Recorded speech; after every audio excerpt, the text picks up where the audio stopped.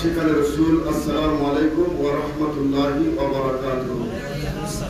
মহান আল্লাহ তাআলার দরবারে লাখো শুকর যে আল্লাহ পাক আমাদেরকে মাহে রবিউল আউয়ালের এই মুবারক চাঁদে হুজুরের মহব্বতে আমরা 10টি জুলুস করতে পেরেছি। আমরা বলি আলহামদুলিল্লাহ।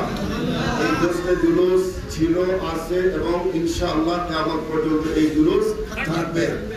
যে যত বড় দুশমনী করুক না কেন, ইতিহাসের আস্থা করে বিক্ষিপ্ত হয়েছে, এখনো যারা জুলুসের সাথে বিয়াদবি করে, বিশেষ করে গত 16 সেপ্টেম্বর 12 রবিউল আউয়াল শরীফের ঐতিহাসিক জুলুসে আমাদের ব্রাহ্মণবাড়িয়া জেলার কসবা উপজেলায়, কিশোরগঞ্জের কুলিয়াচুরে এবং ফেনীর দাগনভূঞাতে যে সমস্ত দুশমনে রাসূল আমাদের মিলাদুন নবীর জুলুসে আক্রমণ করেছে, আমরা আজকের জালালিয়া দরবারের জুলুস পরবর্তী সমাবেশ থেকে তার তীব্র নিন্দা এবং প্রতিবাদ জানাই। এবং বর্তমান সরকারের কাছে আমাদের দাবি, যে সমস্ত মুস্তাকে রাসূলরা জুলুসের উপর হামলা করেছে, বিশেষ করে কুলিয়াচুরের আমাদের এই আশিকুর রাসূল ভাই শাহাদাত বরণ করেছেন, আমরা তার হত্যাকারীদের দৃষ্টান্তমূলক শাস্তি চাই। সরকার যদি আহলে সুন্নাত ওয়াল জামাতের এই দাবিগুলোর প্রতি শ্রদ্ধাশীল না হয়, তাহলে আমরা আবার দুর্বার আন্দোলন করে ইনশাআল্লাহ সুন্নিয়তের সমাজ প্রতিষ্ঠায় আমরা চেষ্টা করব।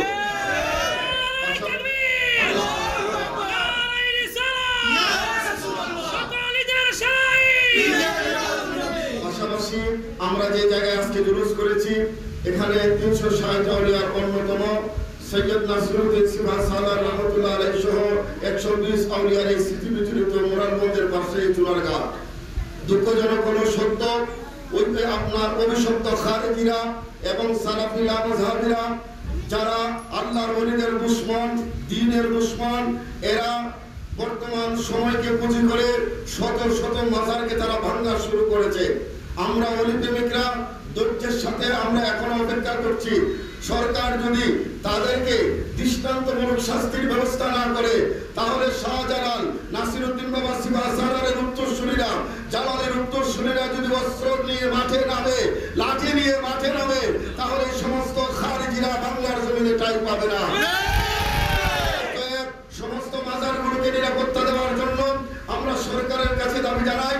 আর সবচেয়ে মজার ব্যাপার হলো, এতদিন ধরে যারা আমাদেরকে বলতো মাজার পূজারি, আজকে তাদের কপালে নসিব হয়েছে মণ্ডপের দারোয়ানগিরি। কথা বলেন ঠিক না বেঠিক? এদের কাছে মণ্ডপের দারোয়ানগিরি পছন্দ হয়, আল্লাহর ওলিদের মাজার জিয়ারতকে এরা পছন্দ করে না।